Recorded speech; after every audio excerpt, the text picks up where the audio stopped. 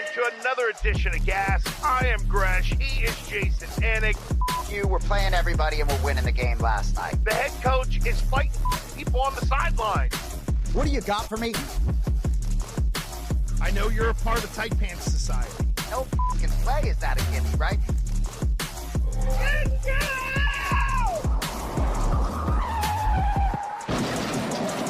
I would love to sit here and tell you that this is going to be the greatest edition of Gas that we have ever done here on the Gresh Anik Show Morning Drive.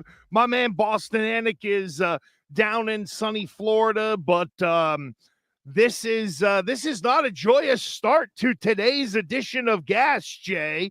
This for us all the way around, if you go back to the weekend, it's been a pretty damn tough week already in terms of sports over the last 4 days for us, brother. No question. Well, you use the word joy, right? And you are a joyful man. You bring me great joy, especially when I see your name on the screen as Prime Gresh. But I put this jersey on. I wanted to put this jersey on because Cody got me this jersey, right? So I saw Cody in Montreal. We went there to see Belal Muhammad fight Jack Della Maddalena. But I just want to show you the back of this jersey, too. If you can see. Oh, look at that.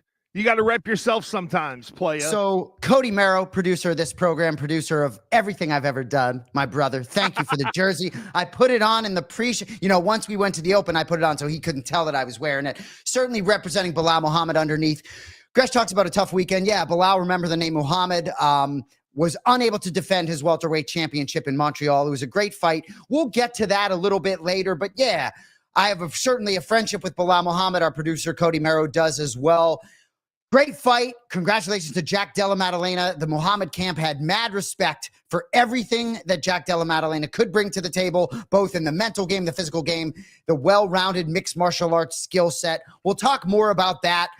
Lot to get to today on Gas, but Gresh, I'm trying to sort of be in positive mode because can't control a lot of what happens in this thing we call life.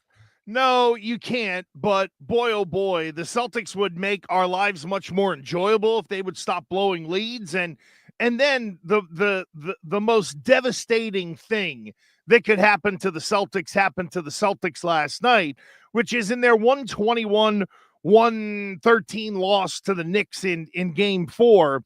With about 3 minutes ago, Jayson Tatum got hurt. And I know that we're going to get to the Tatum injury, but the Celtics losing this game, Jay, is absolutely maddening because it's now a third game in this series where the Celtics had control, they had the lead, and I know they were only down 3 or 4 going into the fourth quarter, which is not insurmountable, but they blew it in the third quarter last night. They've blown 2 fourth quarter leads. It's just really disappointing that of the one problem the Celtics have had, Jay, was closing out, even going back to last year. And who would have thought it would have reared its ugly head like a Pilar cyst on the top of your head that all of a sudden you got a pop? The Celtics have popped our balloon because they can't close out in the fourth quarter.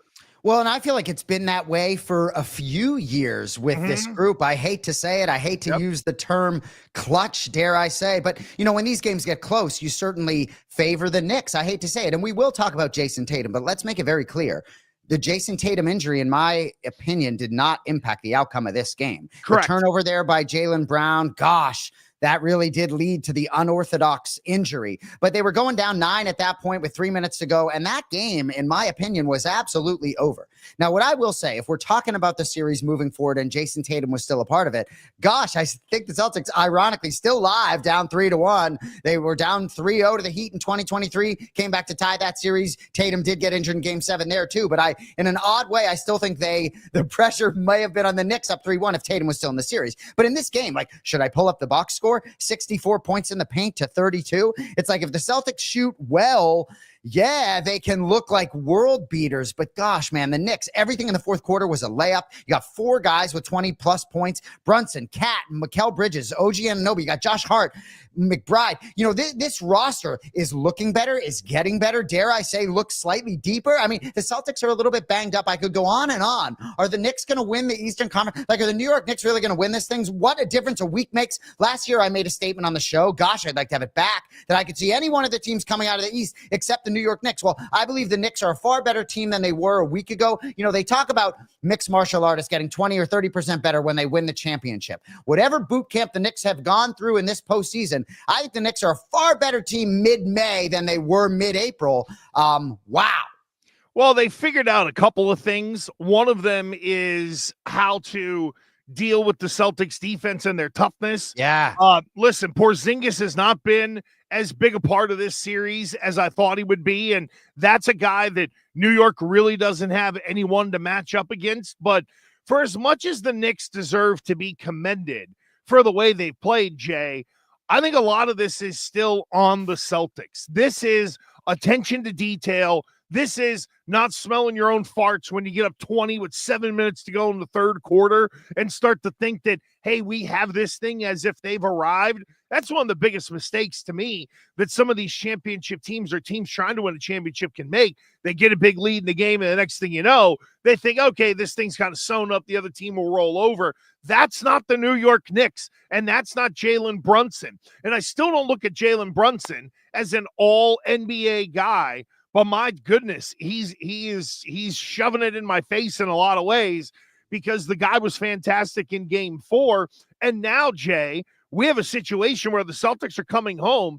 And if you match up the starting lineups, the Celtics are still competitive. They should still be able to eke out a win. The problem is momentum is with New York, and they've now done it 3 times where they've come back on the Celtics. Why would they be afraid of them walking into our garden up here in Boston? And Celtics at -5? Like, what? Knicks plus 165? Like, what? Bro. I don't get it. But look, the Celtics without Jayson Tatum, it's not just about not having Jayson Tatum, right? Porzingis isn't healthy. Hauser isn't there. They, as I said, they look shallow. And Peyton Pritchard, I hate to say it, better in the regular season than the postseason. He's vulnerable in certain spots. And a guy like Cat, like he has that want to on defense right now. And, the Knicks have been very committed defensively. And, the Celtics, right? You talk about attention to detail. In game 3, there were multiple times where I thought Joe Mazzulla did an excellent job with his timeouts. He called a timeout early when the Knicks had cut the lead to 17. Yeah, I loved it. Cut to 17. At one point, they cut the lead in game 3 from 30 to 25, and he called a timeout. He was on top of it, right? And I do believe they drink their own Kool-Aid a little bit. And for a coach that I think as highly of as I do Joe Mazzulla, gosh, I believe there were some opportunities. And back to the game last night, because we haven't done this show since before the series began. But in terms of that game last night, that game is much more about what the Knicks did to win that game. After game 3, I had a great feeling that game 4 was going to be close. It wasn't the blowout that the other 3 games had been, despite the Celtics blowing games 1 and 2 at home. But in terms of game 5, as I guess we may eventually spin it forward to Tatum, it's like, whatever, man. Without JT, no shot, bro. None. I'm not going to go that far. They can win game 5. They can win one game. Again, well, Vegas would agree with you. The starting lineup is going to be what we're really counting on are now 2 things, Jay, in my opinion. One is Jaylen Brown's got to go be playoff MVP Jaylen Brown. We need a big performance out of him, but also this is where we're going to learn a little bit about Joe Mazzulla, are we not? Because don't you really learn about coaches when there are strife and strain versus everything is going great? And this is where I think we'll learn a little bit about what does Joe Mazzulla, what kind of clubs does he have in the bag to be able to pull out and hit the great shot? What does Joe Mazzulla do offensively? How does he tweak things? The out-of-bounds plays, hey, look, the one thing you can fairly criticize Mazzulla for, those inbounds plays or plays coming in from out of bounds, the Knicks players are jumping it. Now, I know they hit a couple of those early, but they figure it out pretty quickly, and I just wonder, is Joe Mazzulla the guy we're really going to learn about here? Because for the first time as the head coach of the Boston Celtics, he's now really backed up against the wall. And we know Joe Mazzulla, the person, is a fighter. But what does he have as a coach to be able to just get one win, try to stem the momentum a little bit, and just get one and get it back to New York and see if you can scare them a little bit? I lean with you. I don't think it's going to happen. I think they win game 5. Then they ultimately turn around and lose a game 6. There will be kind of one last stand. But if Joe Mazzulla is elite, if we're to believe that Joe Mazzulla has ability to coach, well, here's his time to do it without his best player. Yeah, I mean, the conversations without Jayson Tatum kind of fall flat to me, even in terms of game 5, right? Without Jayson Tatum, who's the best player in this series? Jalen Brunson. Would you agree with that? Oh, yeah. Right as of now. Yep. Jaylen Brown looks a little bit banged up. Who's number 2? It's not necessarily Jaylen Brown. You can make an argument right now. I mean, that the Knicks have the 4 most effective players in the series, and Jaylen Brown. Well, where do you slot Jaylen? Derek White's played very well and showed out yesterday offensively. Right, but limited to an extent, right? Yeah, he's hot from 3, but can he get to the rim and the free throw line? I just think ultimately the Celtics are banged up. They're a shell of themselves. And as we spin it forward, is someone really going to try and tell me this is not an Achilles tendon tear? Are we really? Gresh, the Knicks minus 400 in this series, okay? The Knicks are minus 400 to win this series. They should be minus 1,500, okay? If I was a millionaire, I would take $4 million to pay me $1 million on the Knicks to win this series. The Celtics are not winning this series. I don't think they are, but I understand why the books are hedging. Because if you look at it, even without Tatum, the Celtics still have a roster that can win, and there's just not a lot of consumer confidence with the Knicks, Jay. I mean, think about it. Other than people that are doing happiness hedges, like you and John, are there outside of the state of New York? Are there a lot of people who signed up? Jay, I'm doing national radio last night, right, on Sirius XM, on Mad Dog Radio. I still have Knicks fans calling me last night. One guy was on his way home from MSG, and he was like, stop talking like this thing is over. It's the Knicks. We know what it's like on the other end. So I know that some Knicks fans are still very nervous and very worried about this series and the Knicks' ability to close it out, because maybe they start to end up huffing their own farts. Anybody who's looking with their own 2 eyes, with Tom Thibodeau, it used to be Thibodeau, it was a lot easier. Now they like doing the Thibodeau.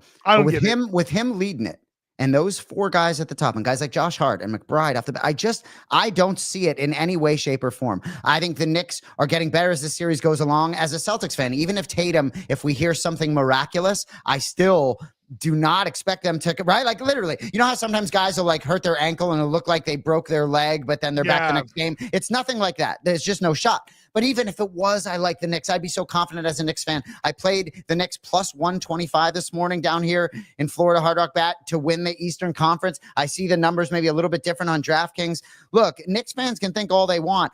Jaylen Brown doesn't look healthy enough to me to carry this team without Jayson Tatum, and the rest of the roster is a little bit too banged up as well. And I think we need to remember that Tatum and Brown, and I looked this up last night, since coming into the league in 2017, no one has played more games than Jayson Tatum. He's over 700, and that includes the playoffs. And I do think it is worth bringing up, because we kind of take for granted that Jayson Tatum is always there. And as we kind of move this thing forward a little bit into the Tatum injury reaction, Jay, I'm 100% with you. I think it is an Achilles. I think all those Zapruders who broke it down online did a great job of showing, a lot like Aaron Rodgers, kind of where the snap happened.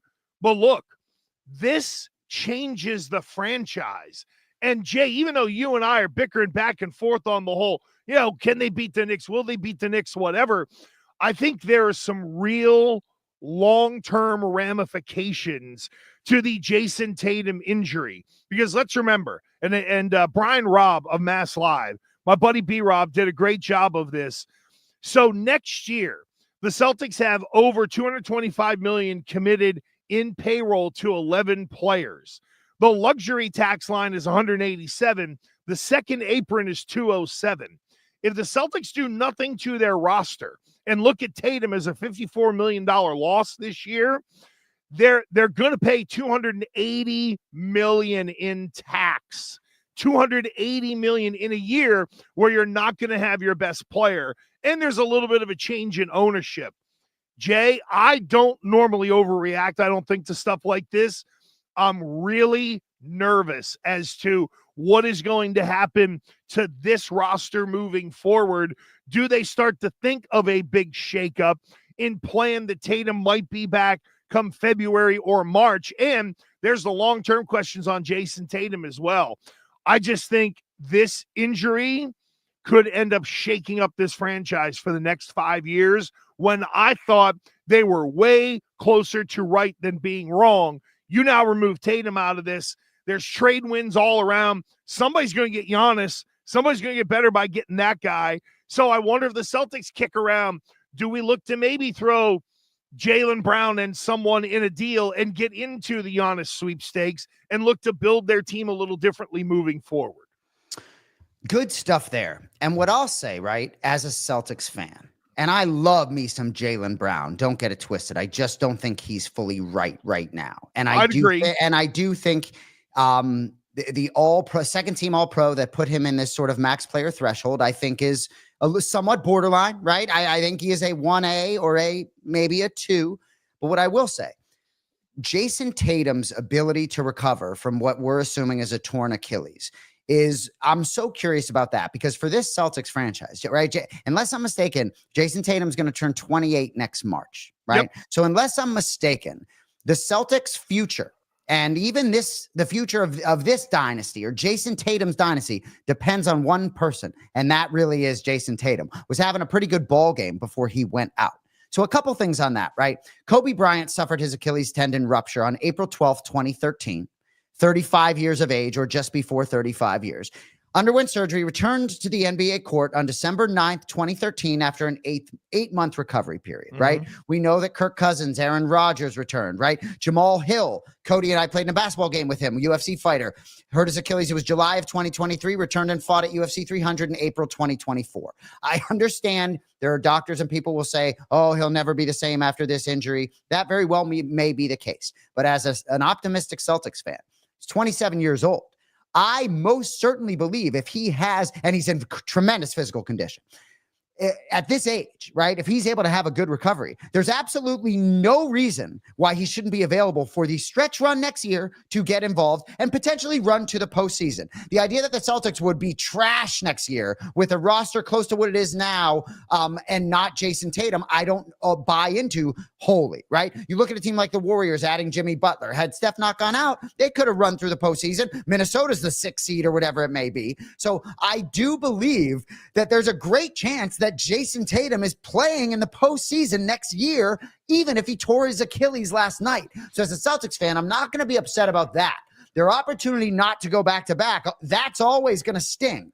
But I actually think at this age, Jayson Tatum has a great chance to still be a top 10 NBA player. I'm not going to spout out some random thing that says, oh, he can't be a top 5 player anymore. I believe in him. And 8 years, Kobe's too younger than Kobe when it happens. You never know. Here's what sticks in my head. When Garnett got hurt, everything changed when it came to the second version of the big three, if we call them. If Bird and those guys were version 1, version 2 would have been Allen, Pierce, and Garnett. And they got one, and then Garnett got hurt. And then they weren't the same as a group. Almost got 2, Gresh. 10-point lead in game 7. Made it back to another one, no question. And what we found was that they were old and gassed, and then they had to start to try to change the roster over. And luckily, the Brooklyn people are idiots. That's what is in my head. And I'm with you. Tatum's going to bounce back. He should be fine. He may be a little different as a player. But if the player movement around Tatum and Brown was going to happen after this season, hopefully in celebrating a second championship, and then you look to move on from, say, Holiday or Porzingis or people like that, because the tax is ultimately going to get too big, you're going to have to start to move those assets now. And I think where Danny Ainge looked at it and was just like, well, KG will be back and everything will be fine, even though these guys are older. It didn't work out that way. Your point on Tatum, much younger than Garnett, no question. But the money is now the problem.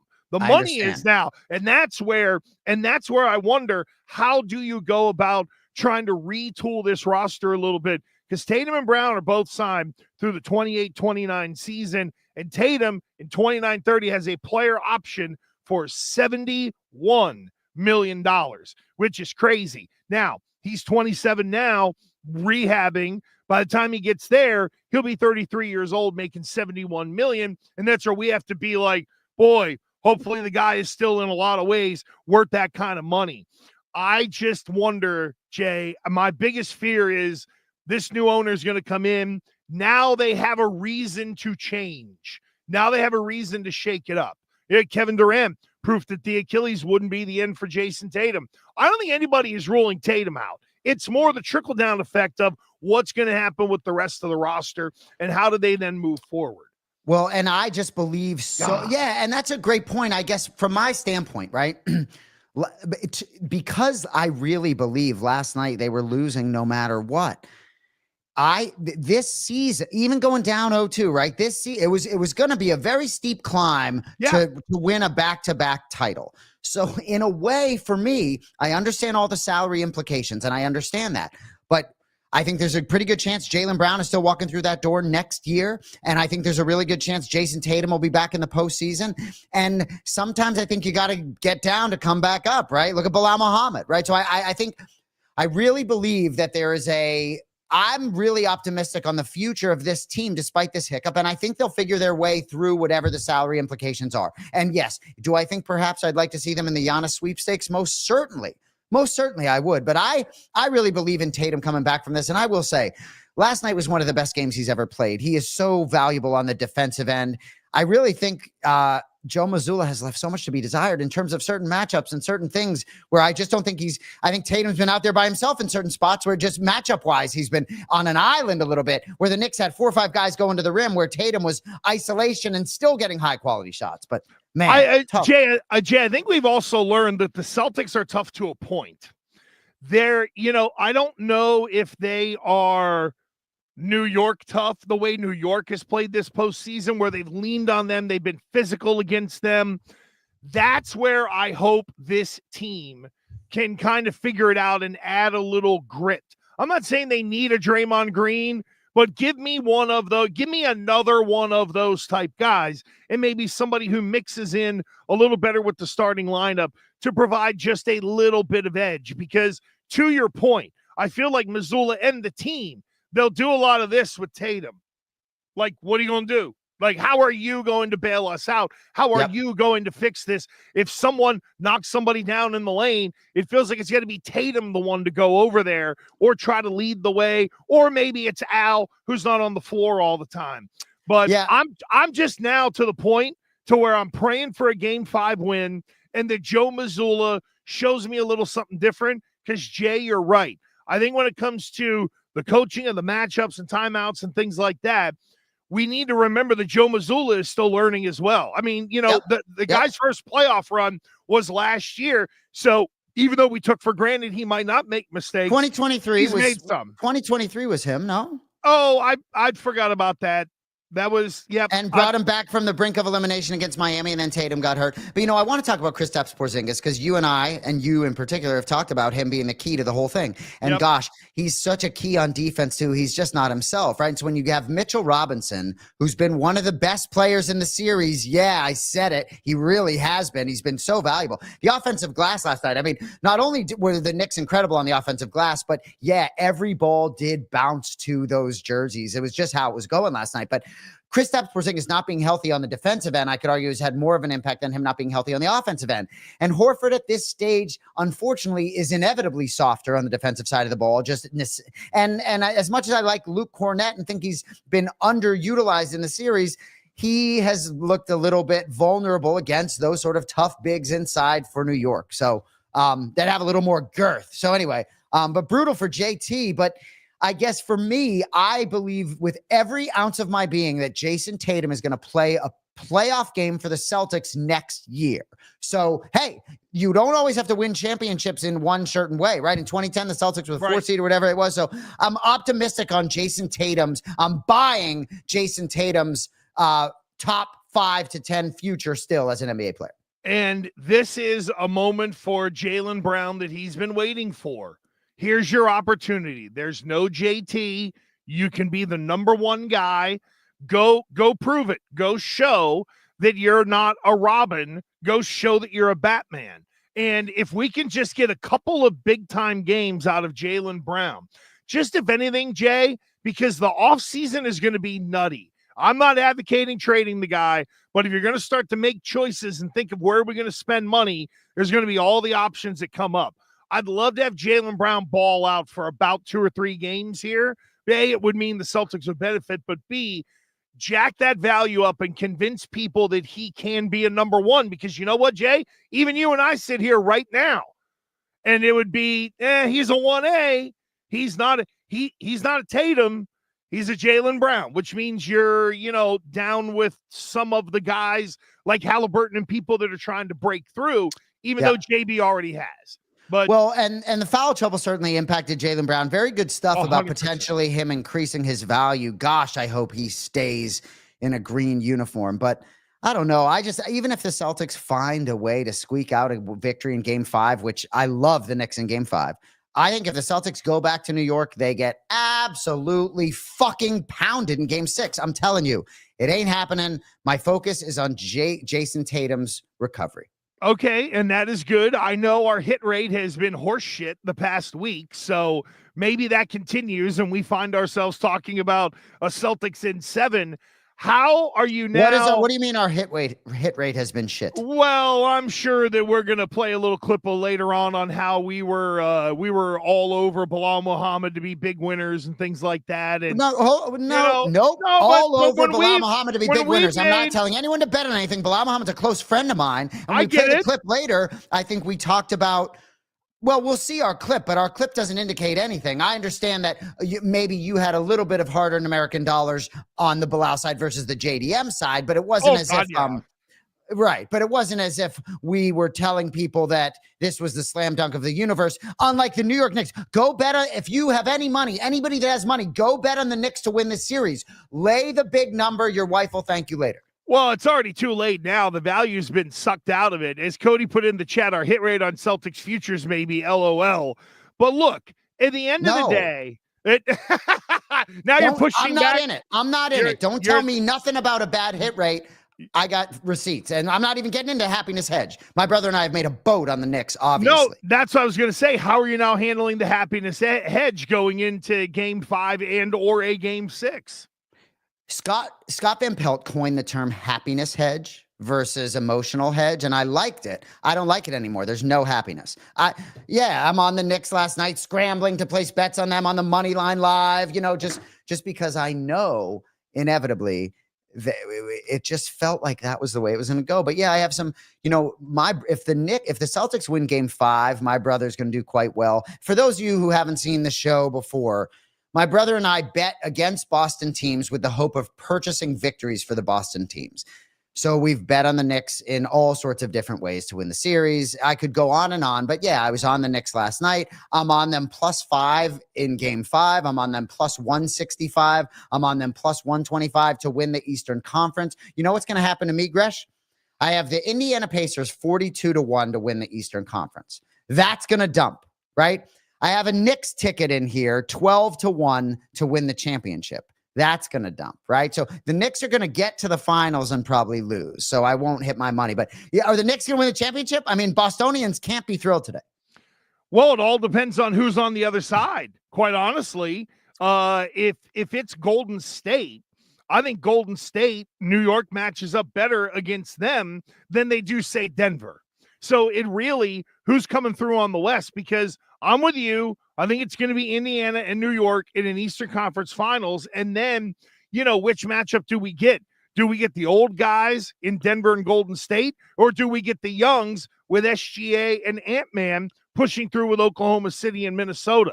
Ant-Man appears to be the one guy this postseason who has the ability to drag his team around further than they should go. Yeah, well, and Golden State down 3-1. I think even with a return of Steph, I think Game 6 he's targeting. I think it's going to be tough for Golden State to get through that series.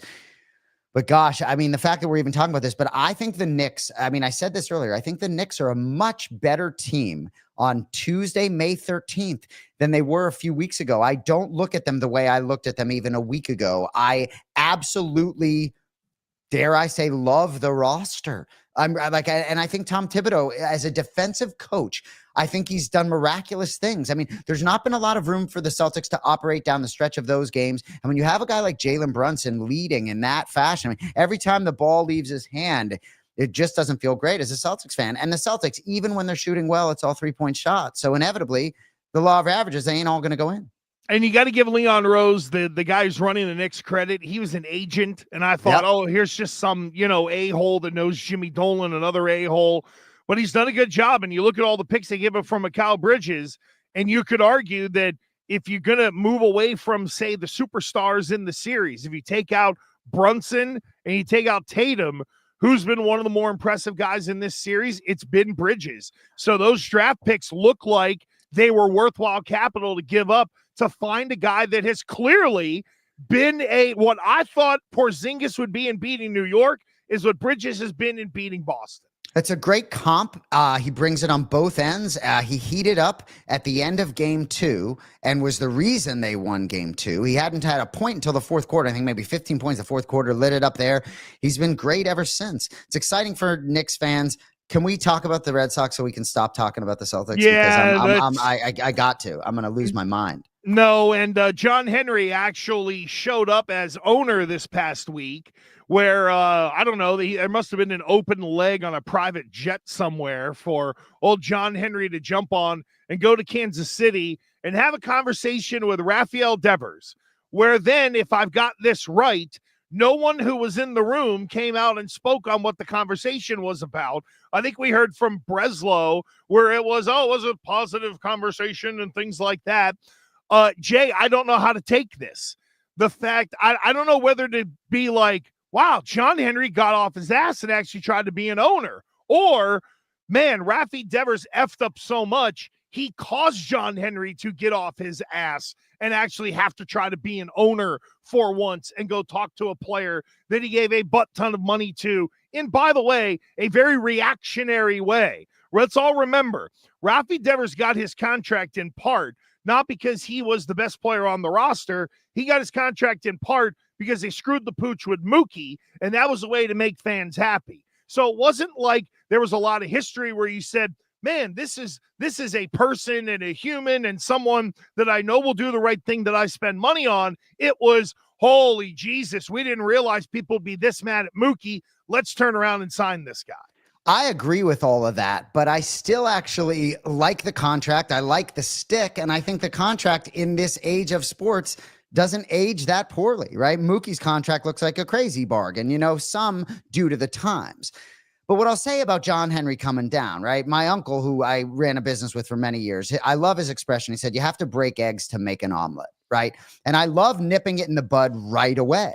I would much rather than things stewing under the surface, that he comes down, has whatever tough conversation needs to be had. Rafael Devers is still young, could be impressionable in the right, but I like bringing it all to the surface. Right. This year is super important. I think there's a great chance that Alex Bregman is one and done. I would be trying to rip up that contract and lock him up long term right now if I were Boston, because, if this becomes a shit show, how much does he want to stick around? A lot of good pieces with Crochet and things going the right way. So I actually like this, whether or not he plays first base at all or not. But also too, right, I think he's hit pretty well since the meeting, right? So I really like sometimes, whenever I've had a tough conversation personally or in business and it was authentic and it was real, it's always had good results. So I actually think if this team's going to do anything as they hover around 500, might as well break it open now, Well, when you look at the last 5 for Devers, 1 for 1, 2 for 3, 4 for 4, 1 for 5, and 2 for 3 in terms of just batting. So you're right. And Devers is not having a terrible year. I think the issue for me is, Shay, why now are we 35 games in and the owner is going to the player to now have a conversation with him when others couldn't get through? To me, if you're at the top of the masthead and you have so much time in spring training, then that's where the owner says, this is how important it is to me, right? Not, oh shit, the dam broke. Now let me be the guy to retroactively come and fix it. And I don't begrudge Rafi Devers completely from the, hey, why are you jacking me around standpoint? If you want me to do one thing or do something else, then fine. So I understand Devers kind of throwing the hand in the air. I guess what I don't understand is, why did it take so long for the owner to say to this particular player, hey, we've had that's it. Well, I think the part of it is that John Henry and Rafi Devers have no relationship. So where you would normally, like if this were David Ortiz, John Henry would have been roaming around in the clubhouse down upon Mountain High trying to figure out what's going on. There hasn't been any of that relationship development the way John Henry did in the previous decade. Well, right. Now, more like previous quarter century. It's a long time ago. But what I'll say about John Henry, right? He's had some success in his business career, right? He's a soft-spoken guy, whether you like John Henry or not. But however, the communication was mishandled, right? And certainly my guess is Craig Breslow maybe doesn't always press the right personal buttons, right? And I believe that Alex Cora was maybe in a position where he couldn't necessarily drive the bus in this situation. So John Henry coming down to me, sitting down, and I believe that he probably approached it in a very kind, soft-spoken, diplomatic, loving manner, and probably was smart enough to talk to Rafael Devers in a way where he really felt the love. I really do believe that. I believe that John Henry thought he was uniquely positioned to be the one to come down and do this. And Gresh, I'll be honest with you, I haven't read a bunch about this because I don't give a shit enough to read about what others' opinions of this were. I think there are a lot of things about John Henry that in a room can probably translate very well. And I bet he delivered some news Rafi didn't want to hear, but I bet it was accompanied by some good things and maybe delivered in maybe a perfect manner. Just one's opinion. Well, hopefully he knows Spanish to do that. Well, and I'm not joking, but I mean, but seriously, do you think John Henry walked in that room and said, "Como te llamas?" That's another part of this too, is because what you say, John Henry has that ability. But if you're doing it through an interpreter, how in the world is any messaging getting home? I disagree. This is what I disagree. It's a necessary evil. We don't know what the embrace was like when he first saw him and how that made Rafi feel. You know, Cody put in the chat, he's just a man-child, I think, talking about Rafi, right? Yeah. I wouldn't utter those words, but that makes sense. And I actually believe, look, I ran a business for a while. I had a lot of different employees, a lot of different personalities, and you massage them each differently. And I just get this sense that John Henry pushed the right buttons in that spot. And I'm positive. My brother thinks I look angry. Maybe I look angry, but I'm really positive whether it comes to Jayson Tatum, Rafael Devers. I love it how that text has completely slowed you down. When you were like, "Oh, my brother thinks I look angry," and then he texted me a while ago. He texts me that every week, and I think maybe it's because the lights are a little bit bright. But I'm passionate and interested, and so maybe I actively listen with an angry face, but he tells me that all the time. But yeah, what do you want? You know, I got a sign in the other room that says hippies use the back door. You know, I'm a hippie at heart.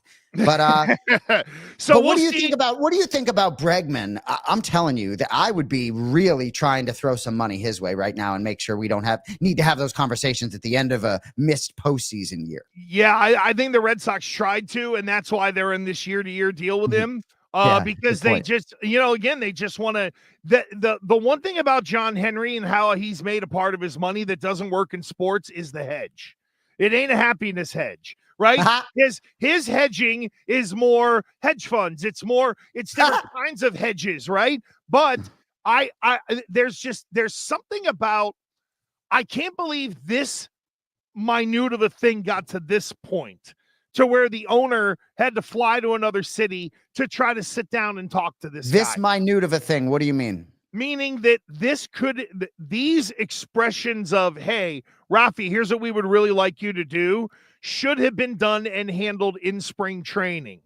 And that's and because you had time to let everybody get up. You do this in late February, everybody has got time to talk through it versus trying to figure it out on the fly in the middle of a season that's just kind of meh.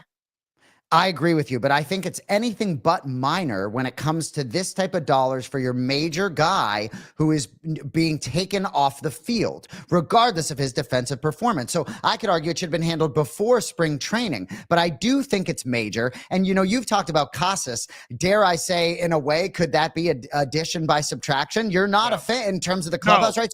So if Rafael Devers could have, but had they had foresight and had these conversations early on, he might have looked at the opportunity to play first base as a positive. So that's all very well taken, but life is tough, right? Ask Belal Muhammad, ask Jayson Tatum. So, this is not as tough as what those guys have dealt with on Saturday and Monday. So let's see if collectively this can work out. Let me ask you a question. Is he actually taking grounders? Am I seeing fake stuff, or is he really, do you think we're going to see him play at first base this season?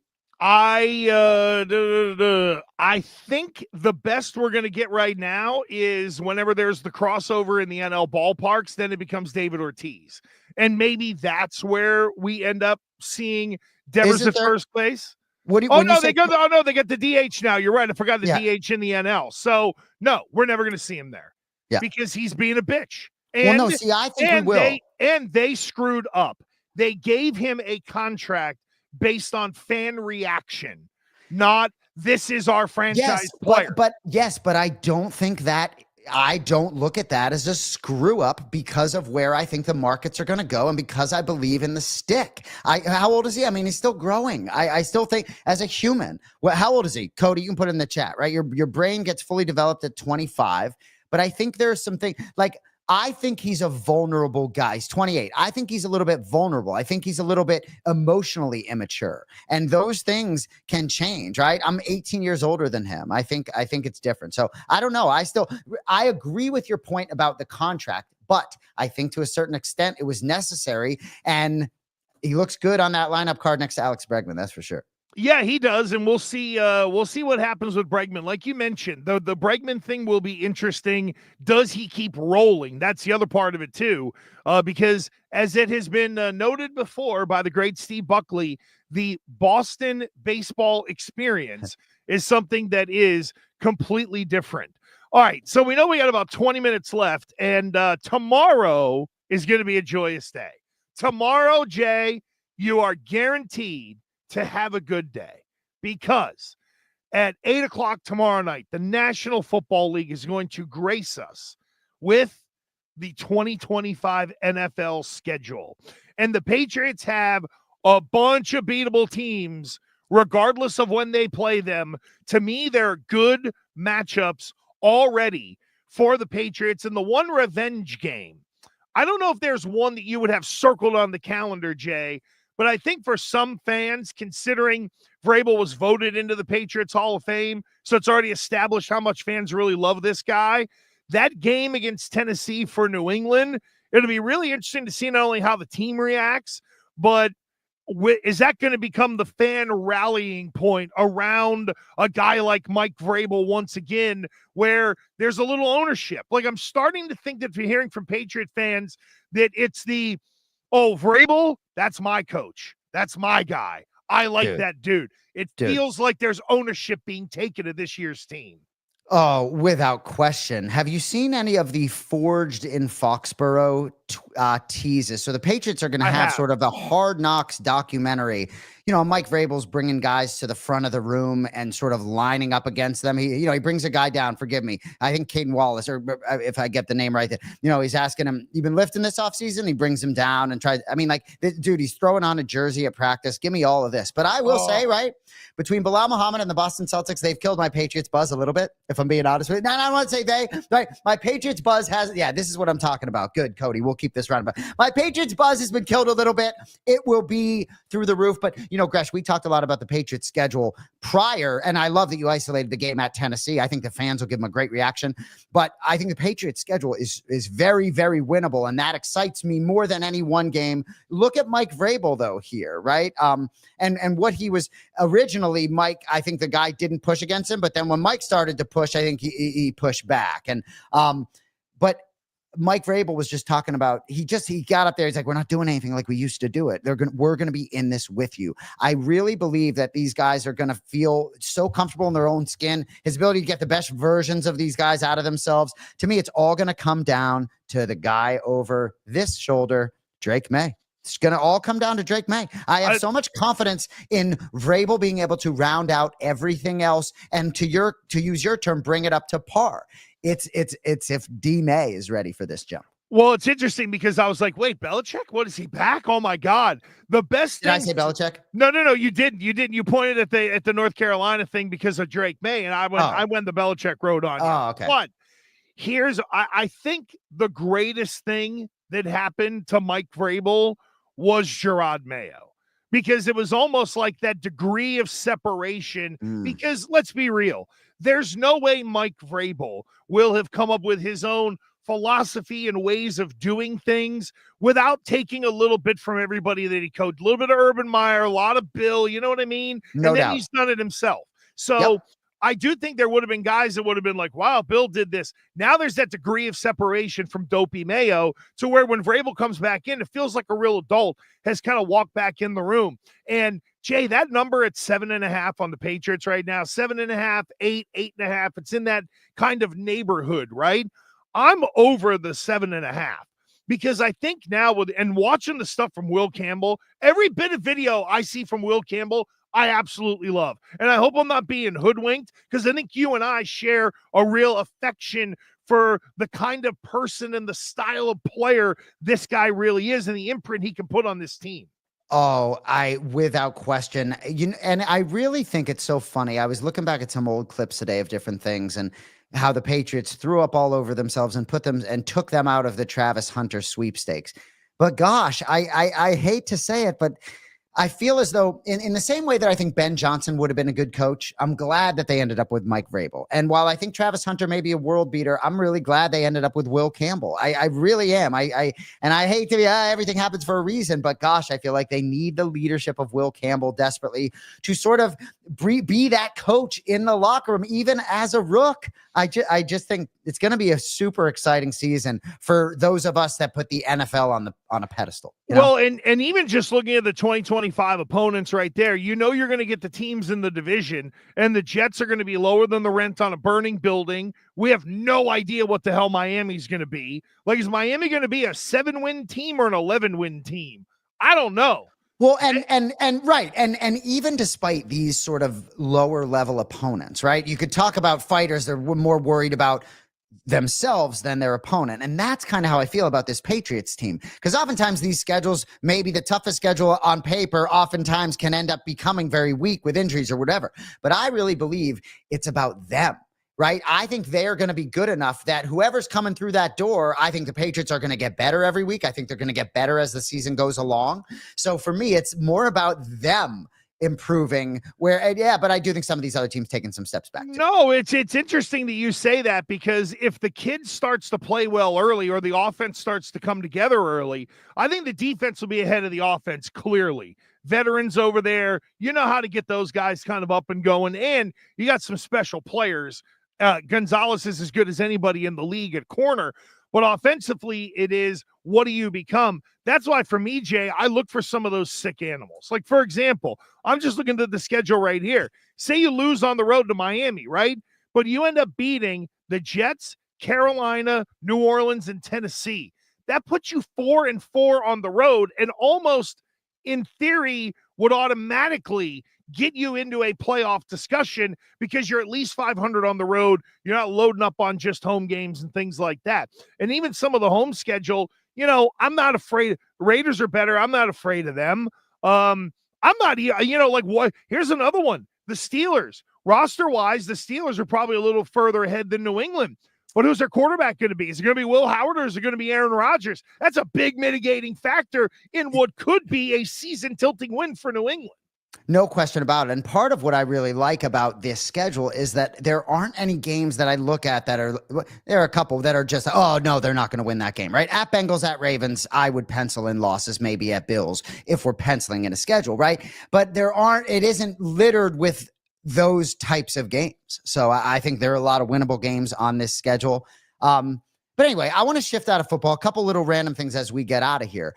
I know there are going to be a lot of different opinions on what happened in the NBA draft lottery last night. And for those of you that are Celtics fans or that are young Celtics fans, the Celtics were the worst team in the NBA. And back then they had a great chance to draft one Tim Duncan. They did not get that player.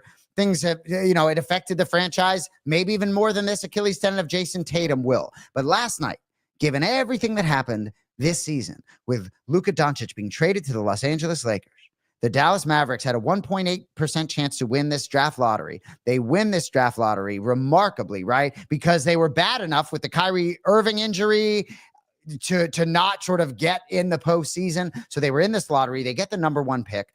We could talk a lot about this. I would like to get your thoughts, but then I would like you to answer the question. If you're beginning a roster today and you can have one player, would you like Cooper Flagg or Luka Doncic? I would go Cooper Flagg, younger, plays on each end of the floor. Well, and if that's your answer, holy shit. Go ahead. Well, no, to the point. Like I Dallas, 1.8% chance. But Jay, here's the thing. This GM, he's not just, I don't think he's just going to go for Cooper Flagg. Now you think of it. No, but seriously, if Giannis is out there and you can dangle the number 1 pick and Cooper Flagg and some other stuff to maybe get Giannis, don't you have to entertain the thought if you're the Dallas Mavericks and talk about a complete full circle? Yes, it's a guy who's 5 years older, but if you caught all kinds of hell for shipping out Luka and you ended up trading a number 1 pick, basically you're trading Cooper Flagg to get Giannis to bring him in with Kyrie and AD, maybe, and have to see how all that would work. That's pretty enticing for a general manager who they wanted to burn in town square 2 weeks ago. Very interesting. If I'm forced to answer it on Tuesday, May 13th, if I'm Nico Harrison, who probably still has to be smiling. Oh, he's got a boner. You have to think that if he could do it over again, he would handle it differently. Even if he moved Luka, maybe he talks to some other teams or whatever that may be. Yep. But I believe that given that he traded a 25-year-old player who was an all-NBA player, first team, the opportunity to get a young guy at whatever type of rookie deal it is, even if he's number 1, I think it'll be too sweet to pass up. And is there not a crystal clear number 1 pick in this year draft where there isn't always and hasn't always been in the last several years, perhaps, right? So I look at a guy like Banchero in Orlando, who is incredible. I think it's Cooper Flagg to Dallas. I like the fit of Cooper Flagg. Look, if you're asking me, would you rather have Giannis for the next couple of years or Cooper Flagg with this roster? I would even maybe have to think about it. I think Cooper Flagg is going to be great right away. Now, I would say this. I think the real winner in the draft was actually San Antonio. Yes, Dallas ends up getting Cooper Flagg, but if you're San Antonio, you got Stephon Castle last year. You have Wemby down there now. I know that Greg Popovich is hurting physically. He's still around and a part of that organization to be able to be a part of interviews with these 2 Rutgers kids. Or, to your point, Jay, does Nico Harrison just say, F it, I'm going to get a young player. This is going to be my franchise guy for the next 15 years. And if you're San Antonio, do you then say, oh, thank you, we'll then send the number 2 pick and other assets, because San Antonio also has the 14th pick in this year's draft as well. But I bring that up to say, could Giannis end up in San Antonio playing with Wemby and Castle, and then you go get yourself a veteran free agent, and the next thing you know, you put together a really unique, big, long starting lineup. So to me, everybody's making a big deal about Dallas getting the number 1 pick, when in reality, San Antonio might have been the real winner, because with Flagg off the board, you can say to Milwaukee, not only will you get whomever you determine the second best player is in this draft, you also have another pick within the top 14 to add another piece for yourself. Oh, and by the way, we'll probably give you something that you could use, because we know we want Giannis. It's the Giannis trade stuff connected to the draft. I think Jay is going to be a big story here over the next month or so. I agree. And I will say, Gresh, I am not a conspiracy theory guy, so I have no appetite to answer, was this rigged? Like, in my opinion, no way. If you want to go down that road, here's your microphone.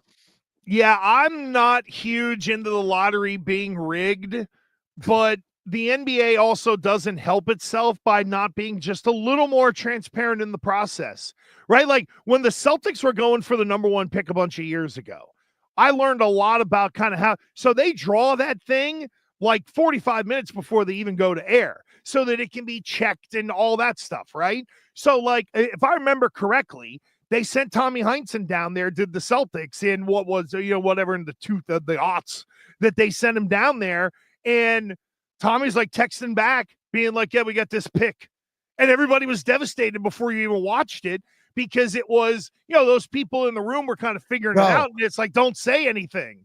Bro, that's before the gambling age. I mean, can you imagine, right? I mean, that information came your way back in the day. The San Antonio Spurs had to have crazy odds. I think they had pretty crazy odds. I know Robinson might have been hurt, but anyway, Anyway, it's nuts. I'm really happy actually that Dallas won because it really is interesting. And for those of us that are Bostonians that don't root for the Los Angeles Lakers necessarily and feel as though Dallas got fleeced, I'm happy that I'm telling you right now, if that roster is healthy with them bigs and you put Cooper Flagg in there, gosh, he feels like he would fit absolutely brilliantly, right? How much more effective is Klay Thompson as, dare I say, is he your sixth man? Wow. I think that could be a great team. I want to talk a little bit about my boy Belal Muhammad. Love you, brother.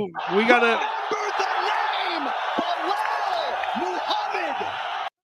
Shout out Jack Della Maddalena. Congratulations on becoming the welterweight champion. I think he is a problem. I think he's talented. I think he's a great kid. I can't organically sit here and talk about him. We got to talk about Belal. Belal's a close friend of mine. We were in Montreal. Cody, you were there. There's a lot of talk about how the fight played out and whether or not Muhammad should have been striking as he was, or maybe wrestling or whatever it is. And Cody, if you don't mind, if you have it queued up, Cody put a reel together from our show last week. And I just found the whole thing sort of interesting in hindsight as we look back at the fight. So Cody, if you have it ready, play it in its entirety, if you could.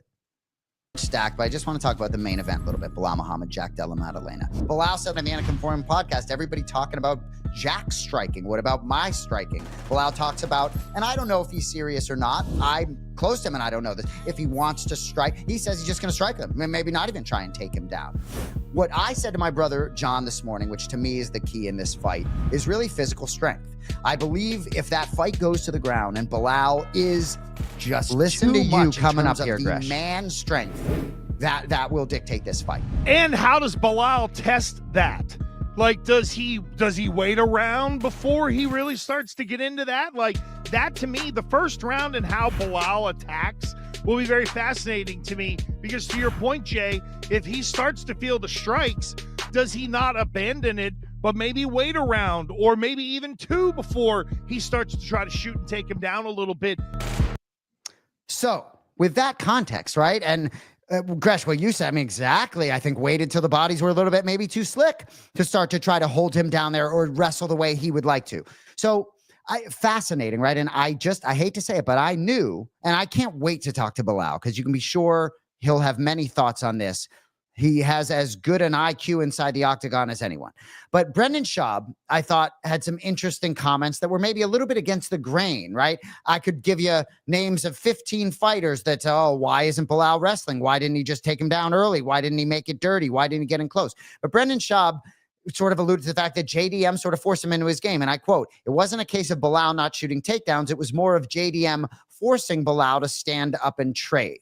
I think that's an interesting take. And I think he went on to say because he had success, cracked him a couple times, maybe got away from his bread and butter. But what I will say, as I watched that fight with my friend Belal Muhammad competing, is I think his striking has evolved to such a great extent. I think he has improved his striking to such a great extent that perhaps the evolution of his striking perhaps clouded his game plan a little bit and perhaps put him in a position where he was willing to sort of stand up and trade.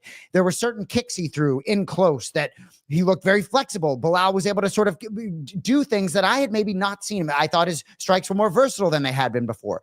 So I guess if I'm going to give you my opinion, it does appear to me, and look, he sort of hung around a little bit and struck with Jack Della Maddalena. I do believe Jack was more technical and more effective with his striking, but I think Belal had some pop behind his. But your thoughts overall? I've said enough. I thought Belal Muhammad was above his ego taking over. And in my opinion, and he's been great to us and has retweeted stuff, and I know he's a good friend of yours, but to me, what shocked me is that I think it's the first time that I remember that Belal's ego got in the way. Because even in a fight where he would want to strike with someone, he doesn't abandon the other stuff. And Della Maddalena gets credit for what he did in terms of making it difficult on Belal. But when you go through 10 minutes in the octagon and you're set and you're asking questions about Belal Muhammad, why hasn't he tried to take someone down? Or even, as DC noted during the fight on the broadcast, getting him up against the cage and up against the fence and then making it a little bit dirty. If you do want to go down that road, you're still using your grappling in that instance. And it felt like Belal just kind of ripped a page out of a book, crumbled it up and threw it away and said, I'm not going to do that this fight. And I wonder in retrospect, because like you said, he's a brilliant fight IQ guy. He's incredibly introspective, and he did end up getting touched up. I mean, I've never seen Belal's face split like that. It was after the fight. So I just wonder in retrospect if he might even turn around and say, I got too wrapped up into the whole, hey, I got Canelo hands too type thing and trying to prove it. I thought Belal was above that because of the fight IQ, but it goes to show that the human emotion can't be messed with. Sometimes it's going to get you, and I think in this instance, it got that way with Belal. Then he finds himself in deep water in the third round, and he can't find the answer. And then it really got worse in the end. So I respect the hell out of the guy. It's not like he shouldn't get a rematch at some point along the way, depending on what happens with the craziness now that he's lost. But it's just the rare time that I think an ego got in the way for Belal Muhammad, the way we have seen it happen for other UFC fighters who are not as good as Belal, to allow him to hang around for 5 rounds. All that was very well said, and a lot of people share those sentiments but weren't able to articulate it quite like that. And part of the reason I brought up Brendan Schaub is because he is sort of taking the other side, saying that it's not a case of Belal not shooting takedowns, given sort of the credit to JDM, which I think is interesting. But as we spin this forward, and I know that there are a lot of variables and there were a lot of moving parts with the welterweight division and the lightweight division with this result, but I'm going to talk about my friend Belal Muhammad. I can't wait to see Belal perform again.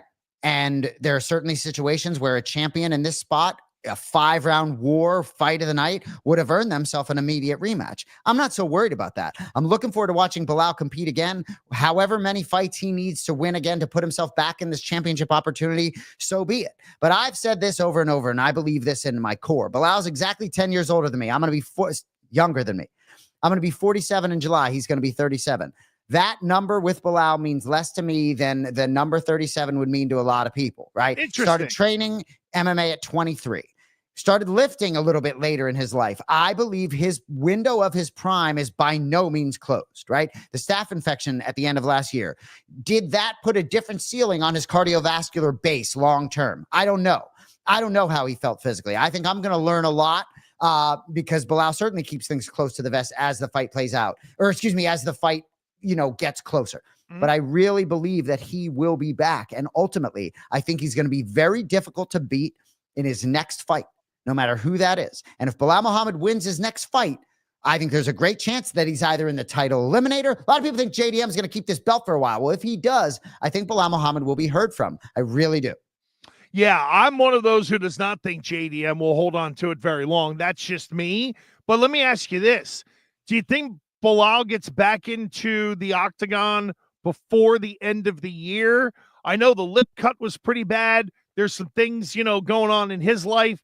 Is this maybe an early 2025 or 26 fight, maybe, in your opinion? Well, I'll know more, obviously, when I talk to him. The broken orbital may be the biggest concern, maybe even perhaps more than the lip. Shout out Cody there. Yeah, Cody says entirely dependent on the orbital healing, usually 6 months out of the gym. Okay, so there may be your answer right there. And if it's 6 months, but if it's 6 months out of the gym and he's doing other stuff, then that means at that 6 month mark, he can finally get back around to striking again. So I wonder if this is 8 months before we see Belal.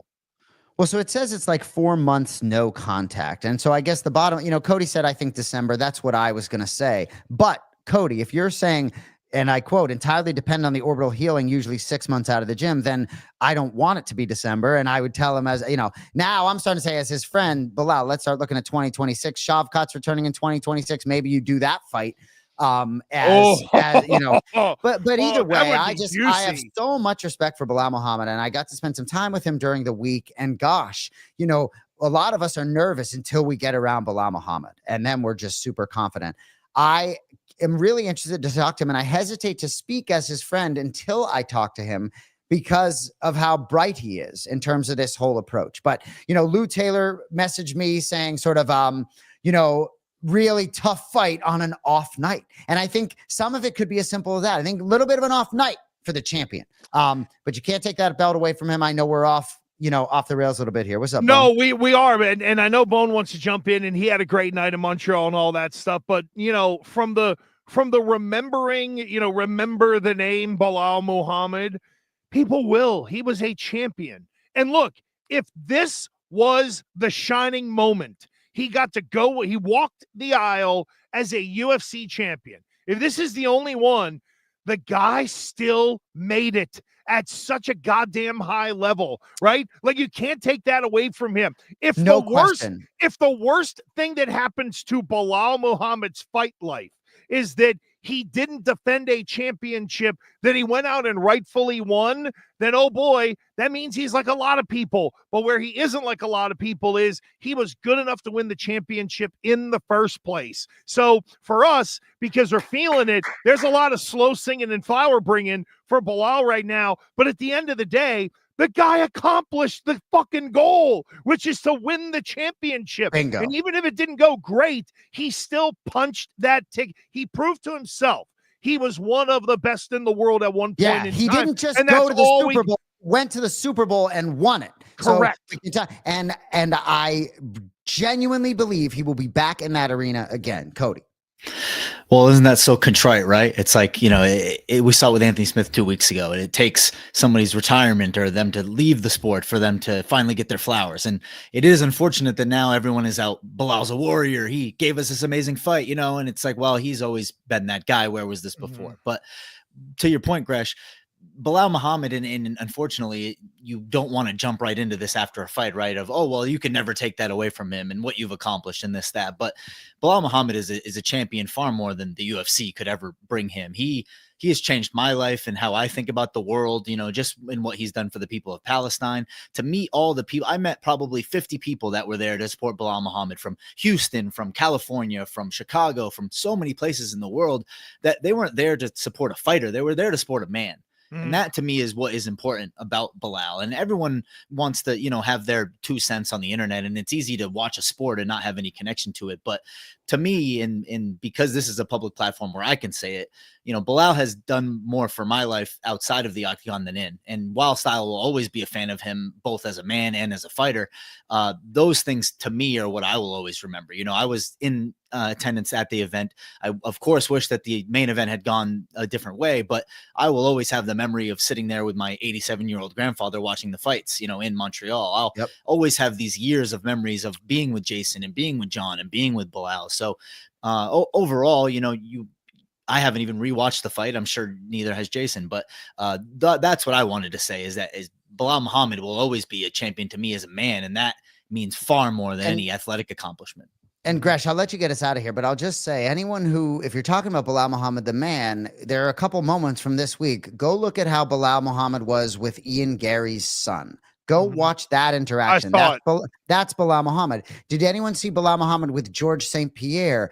The smile on Bilal's face and rubbing George St. Pierre. I got to get some of this GSP energy, right? That's Belal Muhammad, right? But what was interesting in that interaction with GSP, the final thing GSP said to him with the hug, when he gave him a hug, was, on the ground, I like you. I like you on the ground, is what GSP said to him, which was so, you know what? Maybe people were catching wind of the whole, hey, he's going to try to stand and throw. No, and also, and really quick though, and that was authentic when he said it, that he wasn't bullshitting when he said it on the mic. Go ahead. Sorry. I love that Cody mentioned in there, just to kind of wrap it up today. Cody, and he put some tweet stuff out on Twitter, and I don't know if it was Instagram as well, but he said he took his 87-year-old grandfather to the fights in Montreal. Like, seriously, that is bad. My father-in-law is 81 years old. He loves to watch UFC with us, but he can't stay up past, 8 o'clock and 9 o'clock at night on a good night. So Papa Mero getting it done, hanging out until 1:30 in the morning Eastern time, sitting in there with his grandson watching the fights. Like, seriously, that's pretty dope. Good for Cody, good for his family. That's really cool. As someone who's gone to fight, when we go to fights, we go as a family. They love it. And my kids love it. My wife is just kind of like along for the ride. There he is. There he is. Look at that. How about that right there? I love checking it out. Good seats, all that as well. That's really cool. Good for Cody and his grandfather, and able to kind of live that moment. It's like you're taking me back. Get us out of here. Get us out of here. God, man. All right, Jay can't take it anymore. We'll see you next week on Gas. Love you guys.